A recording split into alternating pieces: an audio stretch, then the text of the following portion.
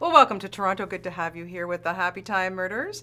Now, I have to ask you, this has been a long time in the making, like almost 15 years altogether. What was it that you said, yeah, I got to do this? Well, when I first saw the script, it was the first draft that Todd Berger had done, and it was not what I was looking for at the time. It was unwieldy, it was R-rated, Yeah. It wasn't. But then, not long after that, I started developing a show called, it wasn't a show initially, but I started doing improv comedy workshops with my puppeteers because I was trying to find a new tone of comedy for puppets. And I had been trying to do it through the writers, and that wasn't really working. So I was trying to do it through the performers. And I got together with Patrick Bristow, who's a very famous improv comedian and trainer and director. And we started working with the puppeteers, and we thought, oh, this is really something. This is really funny. And then we put it in front of a friends and family audience just to start getting feedback, and everybody loved it. And then it just started getting booked places. And I was like, whoa, wait a second, it's not even a show. And it's like, no, that's okay. Bring it to the Aspen Comedy Festival, what you just did.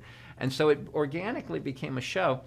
And what was interesting was I was trying to find what's the funniest puppets can be today in today's audience. And in that show, the suggestions were always very blue and very adult of what they would like to see us do with puppets.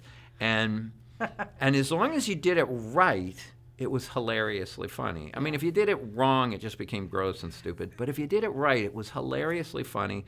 Great for us, the performers doing it, and the audience really appreciated it. So then I decided I do want to do something scripted in this tone.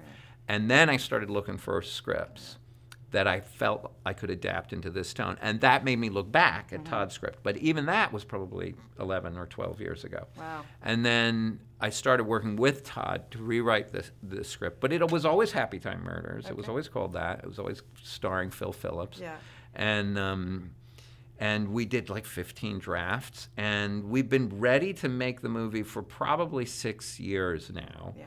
And haven't been able to get enough money to do it right. So I've twice said no to offers to make it because there just weren't enough money. And then STX, Adam Fogelson at STX really liked it and wanted to make it. And he said, and we'll spend the right amount of money with the right casting. So then it was trying to figure out who the right casting was to put in the mix. And when Melissa read it... I was going to say, you can't get any better than her. Right. So starting a year and a half ago or so, a little bit more than a year and a half ago, Melissa got excited about it, and that's basically when we went into pre-production. And do you ever, because you have that kind of freedom to go R-rated, like, do you ever go way over the top, like you have to dial it back, or how do you, like, you must have so much freedom, I would think. You have complete freedom. Yeah, you can do anything.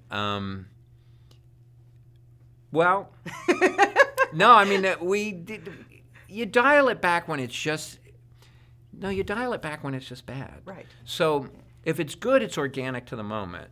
And if it's organic to the moment that somebody would say that or make that comment or do that action that's outrageous, if it's organic and you believe that potentially that could have happened or been said in that moment, then it's good. Yeah. If it's just for no reason at all, somebody is saying something really dirty just to say something really dirty, that's bad comedy anyway. It's not going to make it in the movie. And yes, sometimes that would happen within a scene, and we'd be like, let's not do that. That didn't make any sense. Is it difficult to shoot puppet sex scenes? Yes. It takes lots more planning than real sex. Okay. I can hardly wait. Well, you know what? Congratulations. I can't wait to see this. I've seen, bits and pieces. It looks so hilarious. And I just have to tell you, Brian, that I think your dad is looking down at you with a big, huge smile on his face. Maybe. Thinking, you go, my son. Yeah, he's thinking, you're crazy, but it's kind of fun. Yeah, it is. I think he would have taken it to this next level. Don't you think he was almost there?